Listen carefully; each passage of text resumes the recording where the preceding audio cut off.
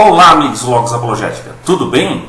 Hoje vamos responder a um vídeo aqui do Antônio Miranda, chamado Universo que não precisa de um criador, refutando as sardinhas. Eu não gosto muito de responder a esses neoateus, pois são muito simplistas e simples e superficiais, mas é sempre bom responder. Aí vai a resposta para esse Antônio Miranda. Antes disso, gostaria de pedir para vocês aí, que curtam o vídeo, se inscrevam no canal, compartilhem, para que mais pessoas aí, sejam informadas também, certo? Muito bom. Já aos 3 minutos e 15, o simplista alega que não há uma única evidência que comprova a existência do seu amigo imaginário. Já aí comete 2 erros básicos. Você não pode dizer isso porque não olhou para todas as evidências do mundo. Isso não é possível. Mas se uma pessoa lhe perguntasse que tipo de coisa você aceitaria dentro da razão como evidência para Deus, o que você diria? Se você não tem nada a oferecer, não pensou na sua posição. E se você não fez isso, pode afirmar honestamente o título de ateu? Olha, pessoal, esse vídeo aqui, esse áudio, pode ficar um pouco comprido, tá? Porque o vídeo lá do Antônio Miranda, do amigo lá, tem 42 minutos, Então aí nós vamos tentar responder os pontos aí principais, tá? Responder os pontos. É muito interessante, Eu também gosto de física, Eu gosto muito disso, gosto de tal. E é um assunto muito interessante, defina evidência, É só aquilo que pode ser provado materialmente por laboratório usando o método científico? A única coisa que você não vai encontrar é Deus usando o método científico, porque ele é antes e mais ontologicamente básico do que qualquer coisa que os cientistas podem investigar, Você não vai encontrar ali Deus pelo método científico, Tem que definir isso, Não há nenhuma evidência de Deus, se você quer dizer que em sua forma científica típica, mas há uma abundância de garantias racionais para a crença em Deus. Coloco dessa maneira, porque então você não está limitando para o que as ciências podem descobrir. Então você está aberto a Tomás de Aquino, que argumenta a partir da contingência do mundo para o campo do não contingente. Você está aberto a todos os tipos de abordagens racionais, que não são científicas. Gostaria de exortar as pessoas que apelam para esse argumento para alargar os seus horizontes epistemológicos. O que quero dizer é que há mais do que ciência, há mais do que um método científico. Você pode ser totalmente racional e não ser científico. Embora os ateus afirmem que Deus não existe, e os agnósticos aleguem que há uma probabilidade muito alta de que ele não exista, o teísmo é a crença racional de que existe um Deus. Um sincero perseguidor da verdade que segue a evidência disponível chegará à conclusão lógica de que Deus existe. Agora, sobre a ligação dele lá sobre o amigo imaginário, nós já respondemos no link aqui na descrição. Então, aqui na descrição vão ter os links, que vocês podem acompanhar, senão aqui o vídeo vai ficar muito comprido, muito longo.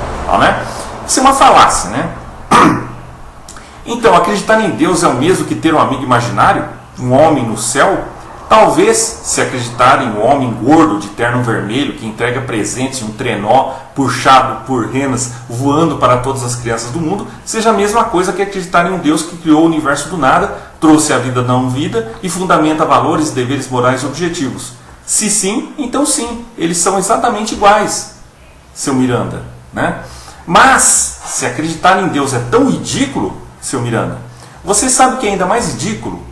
É dar palestras contra a sua existência, é ter debate sobre isso, é fazer blogs, fazer vídeos, salas de bate-papo na internet, fazendo vídeos neoateus. E acho que a esmagadora maioria dos seres humanos ao longo do tempo é tão iludida quanto as crianças. Porque toda cultura ao longo da história teve algum tipo de religião ou acreditou em uma espécie de divindade. Discutimos a existência de Deus na sala de aula, na mesa de jantar e tomando um café ou cerveja, de filósofos a cientistas, com crentes, céticos e todos os demais, humanos, tolos. Se Deus existe, você sabe o que procuraria?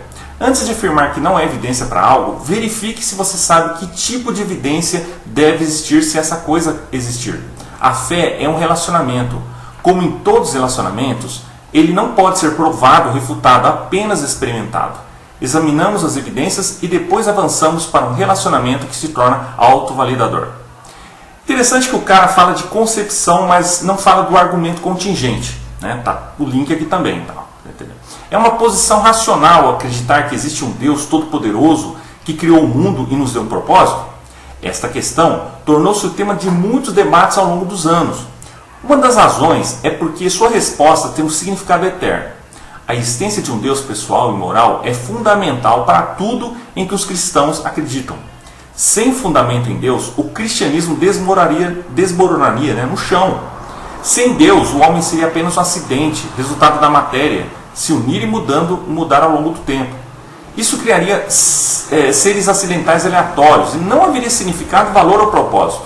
No entanto, com Deus temos significado, valor, propósito e respostas para muitas perguntas. Mas essa é uma posição racional?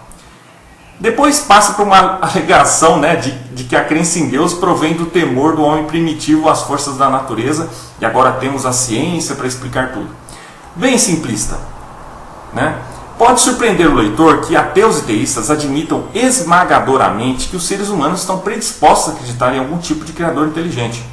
Richard Dawkins, indiscutivelmente o principal pensador, palestrante, escritor ateu do mundo, fez a pergunta: por que, se for falso, todas as culturas do mundo têm religião? Verdadeiro ou falso, a religião é onipresente. Então, de onde vem? Ele disse lá em 2006. Sua afirmação de que a religião é falsa é imprecisa, mas sua afirmação destaca o fato, a realidade, de que a religião é universal para a humanidade e está presente em todas as culturas humanas já estudadas. Antônio comete um tipo de falácia genética, E já explicamos sobre deuses aqui no link. Vocês podem ver aí sobre a questão dos deuses. De acordo com as suposições naturalistas, ateístas, para a origem do universo e a suposição evolucionária sobre a origem da humanidade, tudo que existe deve ter uma causa naturalista. Por isso entende-se que os evolucionistas ateus devem apresentar uma razão para explicar por que os seres humanos são teístas intuitivos, que correspondem às suas crenças ateístas de que o universo material é tudo que existe. O problema que a comunidade ateísta se depara a esse respeito é que as ideias de religião e teísmo vão contra o que se esperaria encontrar se o ateísmo e a evolução naturalista fossem verdadeiros. De acordo com a evolução, e com isso entendemos a evolução ateísta, naturalista, na qual nenhum projetista inteligente desempenhou algum papel, a seleção natural elimina estruturas físicas e estados mentais que são caros em termos de seu valor de sobrevivência. Uma posição infantil seria aquela que, por exemplo, falhou em lidar com a realidade do mal e, em vez disso, se concentrou apenas na glória e grandeza do homem. Ou uma que ignorou a capacidade essencial do homem de seguir até seus próprios padrões morais. Na história intelectual cristã, encontramos uma reflexão séria sobre questões de natureza do homem e da natureza de Deus, a realidade do pecado e a possibilidade de salvação, a natureza da história e a existência da ética real. Aos 12 minutos e 17, ele começa a falar uma bobagem nonsense, Alega que muitos pensadores e até cientistas atribuíam às órbitas dos planetas ação divina. Numa pura caricatura da história, ciência e religião. Onde ele comprova isso? Quais os nomes? Quais os períodos disso? Pelo que sei, e a história atesta, diferente de outras religiões pagãs, o cristianismo sempre teve uma visão racional extremamente benéfica à ciência. Tanto que foi exatamente pela cosmovisão cristã, no universo ordenado pelo Criador, é que possibilitou os primeiros estudos como Roger Bacon, Grosseteste e outros a estudar o universo racionalmente. O ateísmo preconiza um universo caótico. Eu não sei de quem esse cara está falando, mas com certeza não eram pensadores cristãos. Aliás, desde o princípio, a Bíblia e a natureza foram vistos como os dois livros de Deus. A Bíblia mesmo já afirma em Gênesis 1, versículo 1, que no princípio o universo já estava criado, e os textos seguintes demonstraram, na linguagem bíblica, a origem e vida na Terra. A igreja, nesses 2000 anos, jamais ensinou esse simplismo que esse cara afirma. Sempre tem havido cientistas e pensadores dentro do cristianismo que ensinaram corretamente. Esse cara é um cientificista barato que só fala a desavisados. Aos 13 minutos e 42, tenta alegar do nada absoluto. Antes seria bom esse cara estudar o argumento de Leibniz. Também é bom ver esse artigo que está na descrição do vídeo. Essa é a mesma definição do Krauss. O nada para o Dr. Krauss seria um espaço vazio, um vácuo quântico. O Neil deGrasse Tyson, um astrofísico do Museu Americano de História Natural, diz em sua breve resenha do livro, ele disse assim: nada não é nada, nada é uma coisa, É assim que um cosmos pode ser gerado a partir do vazio. Uma ideia profunda veiculada no livro Em um Universo do Nada, que incomoda alguns e ilumina outros. Enquanto isso, é apenas mais um dia de trabalho para o físico Lawrence Krauss. Disse isso. Mas acho que a melhor definição de nada é a de Aristóteles, né, que diz o seguinte: nada é aquilo com que as rochas sonham. Nada é o que as rochas sonham. Né? Por que Krauss tenta redefinir o nada? Porque Krauss é ateu e bastante azedo nisso. Né? Ele não apenas não acredita em Deus, mas também não gosta de Deus. Aqui está o problema que Krauss enfrenta. Se nada é realmente nada e temos algo, né, que é o universo, de um nada real, então aponta para o universo tendo um começo. E como Stephen Hawking observou, muitas pessoas não gostam da ideia de que o tempo tem um começo, provavelmente porque cheira a intervenção divina. O problema é que o espaço vazio e ou vácuo quântico não são nada, eles são alguma coisa. Portanto, o livro de Krauss não faz absolutamente nada para responder a pergunta de Leibniz e deixa seus leitores em uma situação melhor do que estavam antes, né, no que diz respeito à questão da origem do universo. Aos 14 minutos e 40 fala da existência absoluta. Parece aquilo com que Sagan falou, Carl Sagan falou, né? Ele falou: o universo é tudo que existe, tudo que existe, né? E existirá, né? O universo é tudo que existiu, né? Tudo que existe, tudo existirá. Isso é uma afirmação metafísica. Isso vai de encontro à Bíblia, que ensina que o universo começou como resultado de um criador pessoal, que o universo teve um princípio e é amplamente atestado pela ciência. Aos 15 minutos e 56, ele fala do Big Bang. Sim, o Big Bang não é uma explosão e sim expansão da matéria no universo. Interessante que a Bíblia, mesmo sem ser um manual científico, reflete esse conceito descoberto pelo padre George Lemaitre. A Bíblia descreve o projetista dele como sendo o verdadeiro Deus, né, Jeová, o Criador dos céus e grandioso, que os estendeu. Né, Isaías 42, 5, 40, 26, né, Salmo 19, 1. A revista Newsweek, de 9 de novembro de 1998, examinou as implicações das descobertas a respeito da criação do universo. Segundo ela, os fatos sugerem que a matéria e o movimento se originaram como Gênesis na Bíblia sugere, ex nihilo, ou seja, a partir do nada, numa estupenda explosão de luz e de energia. Então aqui você note as razões que a revista deu para comparar o começo do universo com a descrição bíblica desse evento. Tá? Aos 16 minutos e 47 fala da entropia. Eu já falei que esse vídeo pode ficar longo, tá, pessoal? Tá? Aliás, essa é uma das maiores provas de que o universo teve princípio. Né? O argumento Kalan trata disso. O que se pode deduzir do fato de que o universo teve um começo? Robert Jastrow, né, que é um astro, disse: você pode chamar isso de Big Bang ou também, acertadamente, de momento da criação. Penzias, né, que participou da descoberta da radiação de fundo do universo, observou: a astronomia nos leva a um evento ímpar, a criação de um universo a partir do nada. E o líder da equipe do COBE, né, o George Smoot, observou: o que descobrimos é evidência do nascimento do universo. Né? É razoável concluir que, se houve um início ou criação do universo, houve também um iniciador ou criador? Muitos acham que sim. Smoot disse a respeito das descobertas feitas pelo COBE: é como estar vendo Deus. Os cientistas nunca observaram estrelas ou planetas evoluírem. Né? Portanto, essas ideias são essencialmente baseadas em especulações naturalistas, apoiadas principalmente pela matemática esotérica, de modo que não são científicas por definição. E já explicamos isso, né? Você pode ver aí no artigo, né, do Lawrence Krauss aí, né, no caso. É muito irônico e puramente hilário ver esses ateístas rirem do relato bíblico sobre a criação do homem. Não vou entrar em detalhes se aqui é literal, né, etc. E a questão da terra e do barro, né?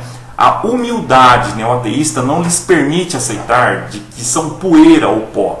Né? Qual é? Eu quero ser mais, eu quero ser brilhante, eu quero ser poeira das estrelas. Agora vem um poeta do neoateísmo, travestido de físico, Lawrence Krauss, alegar essa pseudo-poesia de boteco. Né? Na verdade, como essa poeira estelar obtém a capacidade de experimentar espanto sobre si mesma? Isso só pode ser piada naturalíssima de péssima qualidade. Né? Quer dizer, criamos propósito na vida, mas somos poeira de estrelas? Depois os crédulos são teístas? Essas estrelas, conhecidas como estrelas do tipo 3, não incluíram elementos complexos. O último teve que ser gerado quando parte desse primeiro grupo de estrelas explodiu como supernovas. Da poeira estelar resultante, evoluíram estrelas mais complexas e eventualmente planetas e pessoas. O problema é que dos bilhões e bilhões de estrelas do universo observável, não parece haver nenhuma estrela tipo 3. Aos 20 minutos e 13, ele fala da matéria escura. A matéria escura foi postulada na década de 30 e confirmada na década de 80. Hoje, os astrônomos medem quanta matéria escura existe no aglomerado de galáxias por observar como ele desvia a luz provinda de objetos mais distantes. Não sabemos quais são as formas de matéria escura, admite o astrônomo James Keeler. Os cosmólogos afirmam que 90% da massa faltante é inexplicável. Eles a procuram freneticamente, seja em forma de neutrinos maciços ou de algum desconhecido, porém superabundante tipo de matéria. Se por acaso você achar a massa faltante, não deixe de avisar imediatamente a um cosmólogo local, né? Se você não quer aceitar que Deus existe, você deve ser capaz de explicar a existência do universo sem que ele o crie. E se ele não está na equação, então o universo se criou o eterno, né? Não há outras opções, né? O Ali e o Das, que o Miranda cita na pesquisa ali, muito interessante, mas reconheceram e destacaram o problema mais fundamental da teoria do Big Bang, que os criacionistas há muito apontam. Se é verdade, como tudo começou? De onde surgiu a singularidade, o ovo cósmico, né? Isso é o Ilém, que explodiu? Ele não poderia se criar de acordo com a primeira lei da termodinâmica. E se alguém argumenta que a primeira lei não existia antes do Ilém, como a primeira lei se criou para existir juntamente com o aparecimento da matéria e energia? Se a primeira lei existe, quem a fez? Quem fez isso, né? Todas as leis têm legisladores, né?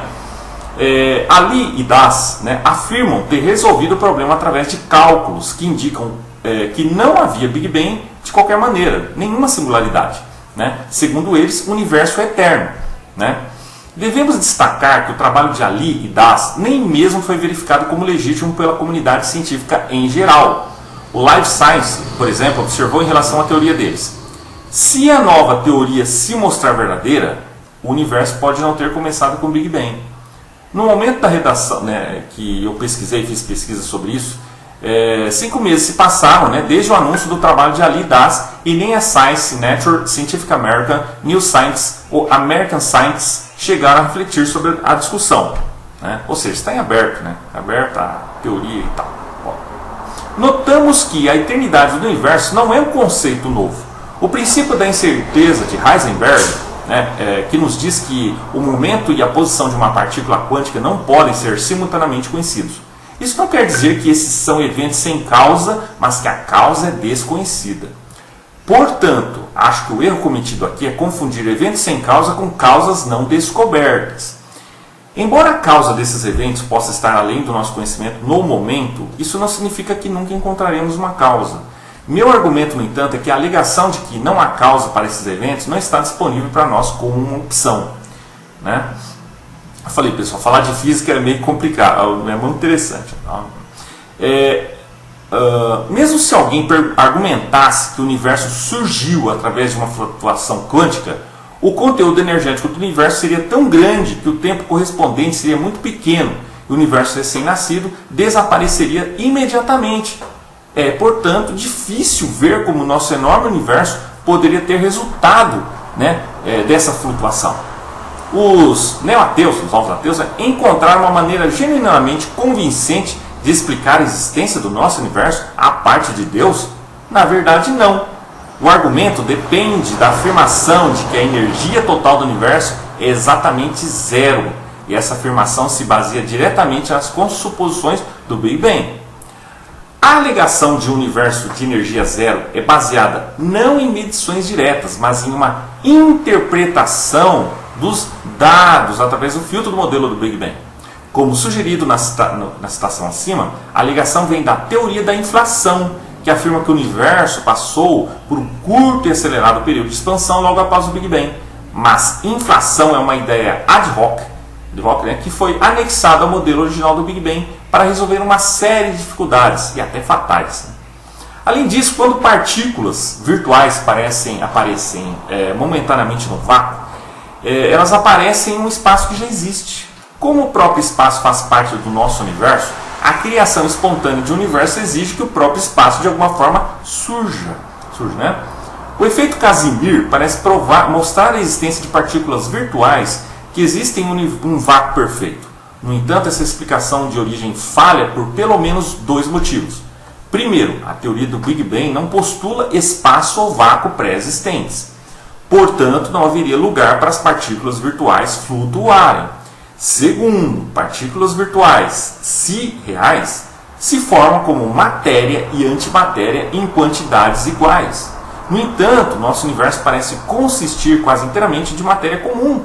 A antimatéria é distintamente rara. A visão naturalista conflita, com a teologia cristã em vários pontos. É pelo Senhor que todas as coisas consistem, não pela mão do homem. Lá em Colossenses diz isso. Além disso, a realidade é independente da observação humana, pois Deus completou sua criação antes da ocupação humana. O universo requer uma causa porque teve um começo. Isso pode ser demonstrado pelas leis da termodinâmica. A primeira lei da termodinâmica afirma que os processos naturais não podem criar nem destruir energia de massa. O intercâmbio de energia de massa pode ocorrer de acordo com aquela fórmula de Einstein, E igual a mc ao quadrado, mas o total permanece o mesmo. Mas a segunda lei afirma que a quantidade de energia disponível para o trabalho está acabando, ou a entropia está aumentando ao máximo. Se a quantidade total de energia em massa é limitada e a quantidade de energia utilizável está diminuindo, o universo não pode ter existido para sempre. Caso contrário, já teria esgotado toda a energia utilizável. A morte por calor do universo. Por exemplo, todos os átomos radioativos teriam decaído, todas as partes do universo teriam a mesma temperatura e nenhum trabalho adicional seria possível. Portanto, o corolário óbvio é que o universo começou há muito tempo com muita energia utilizável e agora está acabando. Interessante que aos 32 minutos e 40 ele afirma uma verdade já dita na Bíblia. O profeta Isaías disse algo parecido. Na realidade, ele foi mais específico, dizendo com impressionante precisão científica que o universo material é produto da energia infinita de Deus. Diz assim, levantai ao alto os vossos olhos e vede, escreveu Isaías. Quem criou essas coisas? Foi aquele que fez sair o exército delas até mesmo por número, chamando a todas elas por nome. Devido à abundância de energia dinâmica, sendo ele também vigoroso em poder, não falta nem sequer uma delas. Isaías 40, 26. Ele disse aos 32 minutos e 50 que a singularidade pode dar origem a outros universos. Que evidências ele dá disso? A mecânica quântica nunca produz algo do nada. O próprio Davis admitiu na página, no artigo, que seu cenário não deve ser levado muito a sério. Além disso, as teorias de que o universo é uma flutuação quântica devem pressupor que havia algo a flutuar. Seu vácuo quântico é muito potencial para matéria e antimatéria, não nada. Portanto, esse é outro equívoco. Mas, para que o universo como o nosso venha existir por si mesmo, sem um criador, ele deve criar suas próprias leis da física, além de gerar espaço, tempo, matéria e energia do nada. Mas isso não resolve. Por quê? Então você não poderia afirmar que todas as leis usadas para explicar esse universo também explicam as outras do multiverso que vem à existência. Como você poderia justificar o uso de nossas leis da física para descrever o outro universo em que você não tem conhecimento de sua física? E você não pode usar nossas leis atuais para gerar todos os outros universos que têm leis diferentes. Aos 34 minutos e 35, ele fala da energia do ponto zero. Existe alguma evidência empírica sugerindo que os universos podem surgir? Absolutamente não. Existe evidência de que alguma coisa pode surgir a partir do nada? Não. Temos uma lei da ciência que a proíbe, a primeira lei da termodinâmica. A ideia de que algo poderia surgir do nada lembra o truque de um mágico? Provavelmente.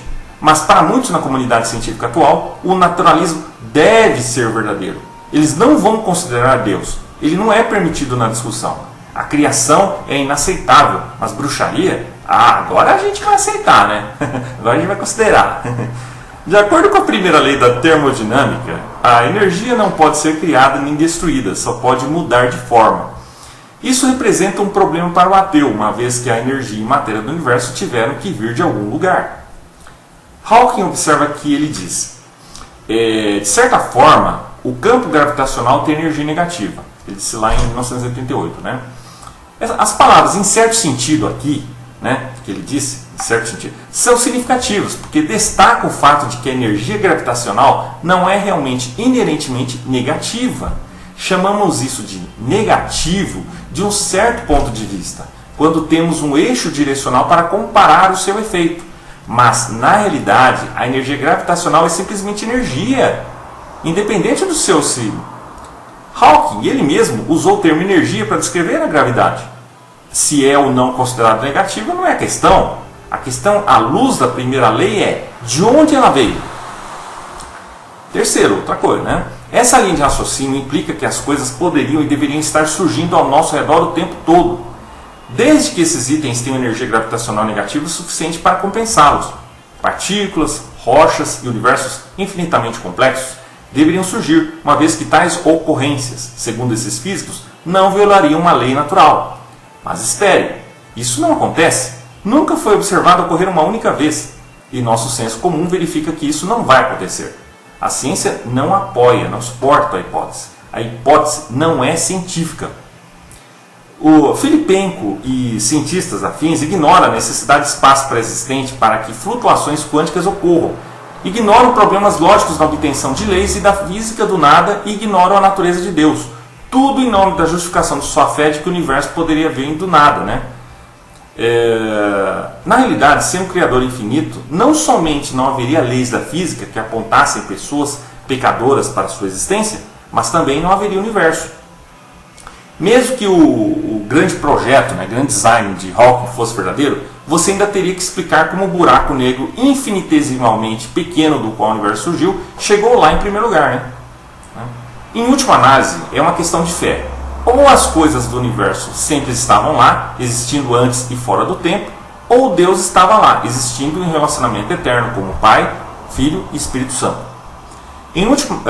Aos 37 minutos, né, 37:5, ele faz alegações como: o universo é eterno e existe por si mesmo através das leis da física. Mas de onde vieram essas leis da física? Ele não explica nada. Essa tentativa de extrair implicações metafísicas da hipótese de energia líquida zero é uma piada de mau gosto. É como dizer que se suas dívidas e seus ativos se cancelam exatamente um para o outro, para que seu patrimônio líquido seja zero. Não há causa para sua condição financeira atual. A sugestão de que nada existe é absurdo.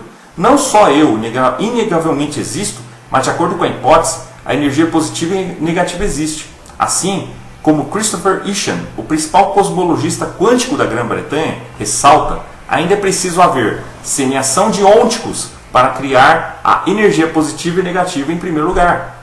Por fim, Hawking emprega uma falácia chamada ônus da prova. Em vez de provar suas afirmações de que o mundo natural é tudo que existe, Hawking desafia as pessoas de fé a provar que existe um Deus. Aos 37 minutos e 19, ele faz uma declaração metafísica sem comprovação. Tudo que existe tem a necessidade de um Deus. Né? Tudo existe sem a necessidade de um Deus. Né? Mas como chegou a essa conclusão? Como demonstramos, a hipótese dele tem várias falhas. A questão importante à luz da primeira lei é se há ou não energia no universo hoje que não existia antes do Big Bang.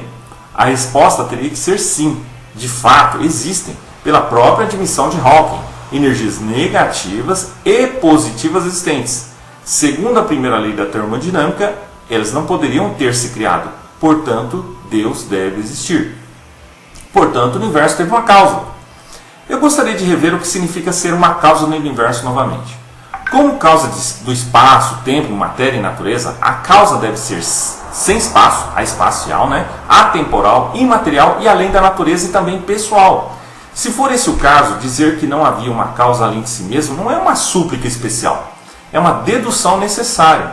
A causa do tempo deve transcender o tempo e, portanto, ser eterna e sem causa. Portanto, não acho que sou culpado de apenas ligar Deus aonde me sinto necessário. É um argumento dedutivo que restringe qualquer coisa material, natural, espacial, temporal ou impessoal. Isso inclui um sanduíche de manteiga de amendoim, Zeus, monstro de espaguete voador, um comitê de deuses greco-romanos, desde que sejam compostos de espaço. Talvez exista uma posição teológica específica que deuses pagãos são materiais, né? Portanto, sim, essa dedução é consistente com as crenças monoteístas e é frequentemente empregada por muçulmanos, cristãos, judeus e deístas, né? Mas dizer que o universo deve ter uma causa pessoal e transcendente e, portanto, Jesus Cristo é o Logos eterno, seria um não sequitur enorme. Eu concordo com isso. Esse não é o meu argumento, né? A gente vê isso depois. Vê isso, né, tal. Então é isso, pessoal. Então esse é o vídeo aí, tal, né? Resposta ao Antônio Miranda, né? Espero que vocês tenham gostado. Ficou meio longo aí, porque o vídeo dele tem 42 minutos, né? Eu gosto de responder vídeos mais curtos aí, e tal, e nossa resposta aí, tá? E eu gostaria de recomendar para vocês também, aliás, eu peço para vocês que inscrevam-se no canal, curtam e compartilhem o vídeo, tá certo? E também recomendar aí para vocês o nosso curso de formação em teologia da Universidade da Bíblia, né? Que é excelente aí também, dá uma grande formação aí, interdenominacional, né? Uma grande formação aí para todos os interessados, tá certo, pessoal? Então é isso aí, um abraço.